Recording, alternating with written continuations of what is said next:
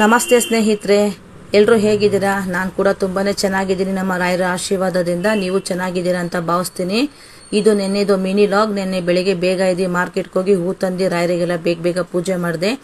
ಯಾಕೆ ಅಂತಂದರೆ ಸ್ವಲ್ಪ ಶ್ರಾವಣ ಮಾಸ ಬಂತು ಅಂತಂದರೆ ಹಬ್ಬಗಳ ಸುರಿಮಳೆ, ರಾಯರದ ಆರಾಧನೆ ಬೇರೆ ಬಂತು, ವರಮಹಾಲಕ್ಷ್ಮಿ ಹಬ್ಬ ಬೇರೆ ಬಂತು. ಮೊದಲೇ ಹೆಲ್ತ್ ಸರಿ ಇರಲಿಲ್ಲ, ಅದರಲ್ಲಿ ಮನೆಯೆಲ್ಲ ಕ್ಲೀನಿಂಗ್ ಮಾಡಿದೆ. ಆದ್ದರಿಂದ ಸ್ವಲ್ಪ ಥ್ರೋಟ್ ಇನ್ಫೆಕ್ಷನ್ ಥರ ಆಯಿತು. ನನ್ನ ಮಗಳು ಫೋನ್ ಮಾಡಿ ಡಾಕ್ಟ್ರ್ ಹತ್ರ ಅಪಾಯಿಂಟ್ಮೆಂಟ್ ತೊಗೊಂಡಿದ್ಲು.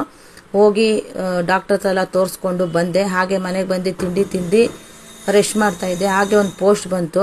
ಆ ಪೋಸ್ಟ್ ಏನು ಅಂತ ನಾನು ನಿಮಗೆ ಆಮೇಲೆ ವಿಡಿಯೋ ಮಾಡಿ ಹೇಳ್ತೀನಿ.